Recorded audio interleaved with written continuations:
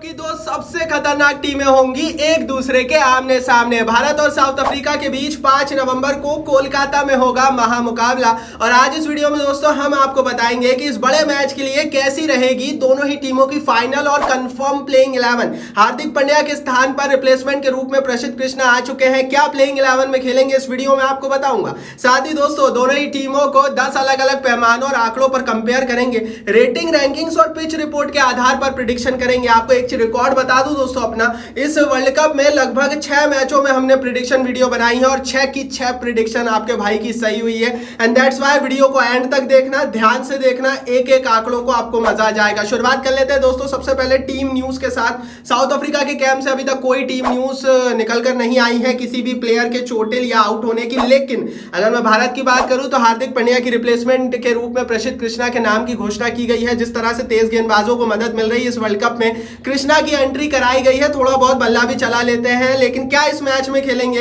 ये सवाल है। स्क्वाड को वो ज्वाइन कर चुके हैं। चलिए आप प्लेइंग 11 देख लेते हैं दोस्तों। शुरुआत कर लेते हैं सबसे पहले साउथ अफ्रीका की प्लेइंग 11 के साथ। तो क्विंटन डी कॉक के साथ कप्तान टेम्पा बवुमा ओपनिंग करते हुए नजर आएंगे।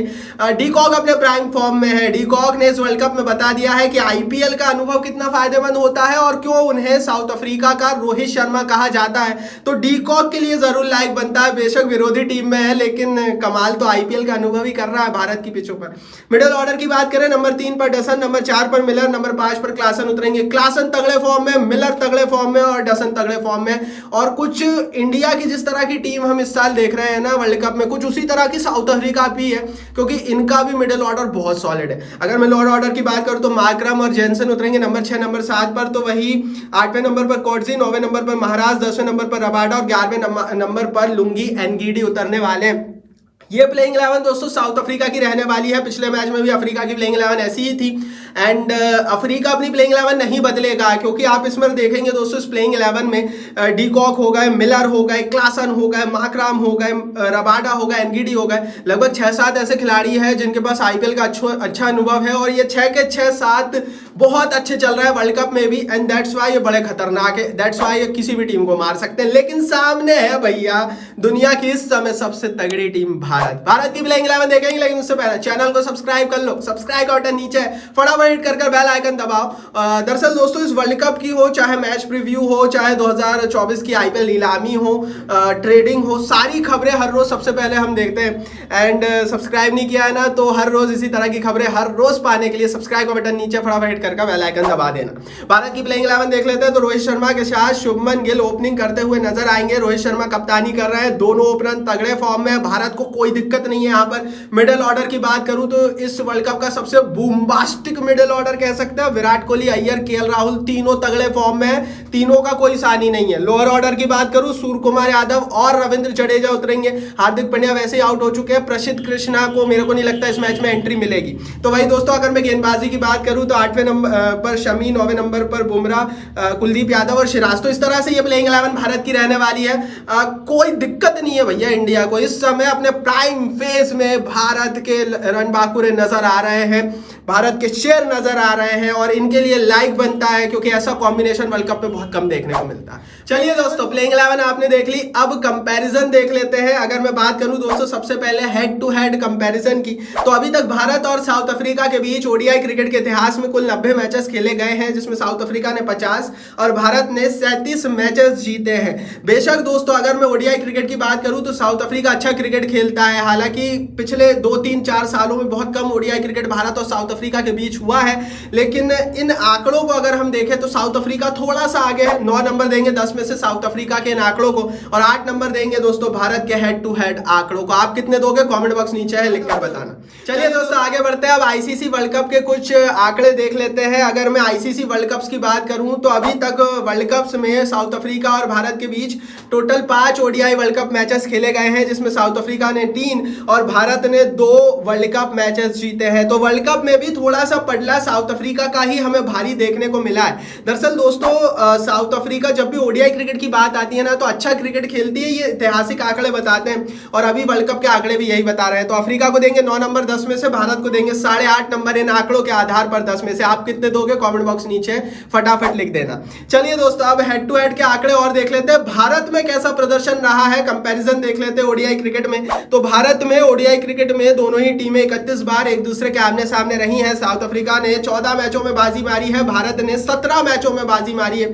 साउथ अफ्रीका पीछे नहीं है, भारत की पिचों पर साउथ अफ्रीका एडजस्ट कर लेती है, ये हमने ऐतिहासिक रूप से देखा है। लेकिन स्टिल इंडिया हल्का सा एक कदम आगे है। तो अगर मैं इंडियन सॉइल की बात करूं, जब भारत में दोनों टीमें भिड़ती हैं थोड़ी सी इंडिया आगे निकल जाती है, लेकिन बहुत माइन्यूट अंतर है। मैंने 8.5 नंबर इस आंकड़ों के आधार पर दोनों टीमों को दी है, क्योंकि बहुत ज्यादा अंतर नहीं है, दोनों लगभग सेम पर है। भारत ने 17 जीते तो अफ्रीका ने भी 14 जीते हैं।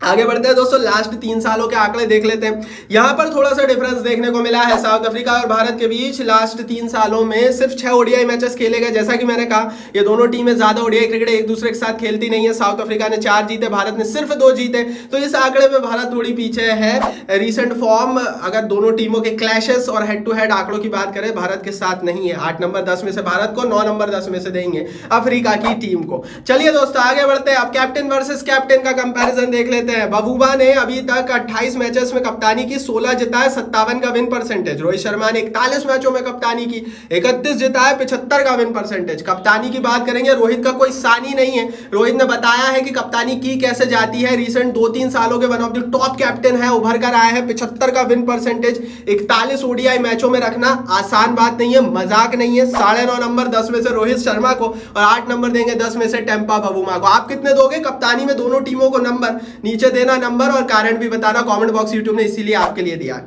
चलिए दोस्तों आप कर लेते हैं ओपनर्स का कंपैरिजन दोनों ही टीमों के। अगर मैं ओपनर्स की बात करूं और रीसेंट फॉर्म देखूं, रोहित शर्मा और Gill one of the prime form में है, ये दोनों अच्छे फॉर्म में है। दूसरी तरफ साउथ अफ्रीका के क्विंटन डी कॉक, जिन्हें साउथ अफ्रीका के रोहित शर्मा भी कहा जाता है, वो तो अच्छे फॉर्म में है, पर बबूमा ने उस तरह से साथ नहीं दिया। दैट्स व्हाई 9 नंबर हमने साउथ अफ्रीका के ओपनर्स को दिए हैं 10 में से, और इंडिया के ओपनर्स को 9.5 नंबर दिए 10 में से। इंडिया के दोनों ओपनर्स कंसिस्टेंटली फायर कर रहे हैं और साउथ अफ्रीका का डी कॉक कंसिस्टेंटली चल रहा है, तो मामला टक्कर का है जैसा कि हमने कहा। मिडिल ऑर्डर को अब कंपेयर कर लेते हैं, तो यहां पर भी बहुत कांटे की टक्कर है। साउथ अफ्रीका के पास डसन, मिलर और क्लासन है, इंडिया के पास कोहली, अय्यर और केएल राहुल है।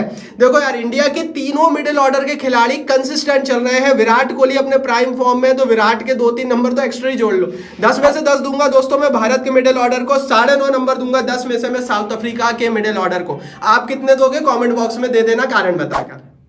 चलिए दोस्तों आगे बढ़ते हैं, अब लोअर ऑर्डर को कंपेयर कर लेते हैं। अगर मैं भारत की बात करूं तो सूर्य कुमार यादव के साथ रविंद्र जडेजा लोअर ऑर्डर में उतरेंगे। तो वही साउथ अफ्रीका के हवाले से मार्करन और मार्को जेनसन लोअर ऑर्डर में उतरने वाले हैं। यहां पर दोस्तों थोड़ी सी साउथ अफ्रीका आगे निकल जाती है। हालांकि भारत के लोअर ऑर्डर में जडेजा है जो कि ईडन की पिच पर चल सकते हैं, तो वो भी हमें अकाउंट करना चाहिए। लेकिन अगर मैं साउथ अफ्रीका की बात करूं तो मार्करम एक प्रॉपर बल्लेबाजी विकल्प है और जेनसन की गेंदबाजी अच्छी चल रही है। 9 नंबर दूंगा 10 में से साउथ अफ्रीका को और 8.5 नंबर देंगे दोस्तों हम इंडिया को 10 में से। आप कितने दोगे कमेंट बॉक्स में लिखना। गेंदबाजों को अब कंपेयर कर लेते हैं दोस्तों। इस वर्ल्ड कप में भारत की एक अलग तरह की गेंदबाजी देखने को मिली है, जिसकी किसी ने कभी सोचा नहीं था कि ऐसी गेंदबाजी इंडियंस करेंगे। शमी, बुमराह, यादव, सिराज, ये चारों डेडली कॉम्बिनेशन बना रहे हैं। साउथ अफ्रीका के पास कॉटजी, महाराज, रबाडा और एनगीडी है। महाराज का प्रदर्शन भारत के सामने थोड़ा सा बिखरा हुआ है। 9 नंबर 10 में से हम देंगे साउथ अफ्रीका को, 9.5 नंबर 10 में से भारत की गेंदबाजी को देंगे। भारत की तेज गेंदबाजी इस समय दुनिया पे टॉप पर है और कोई आसपास भी नहीं फटक रहा है भाई।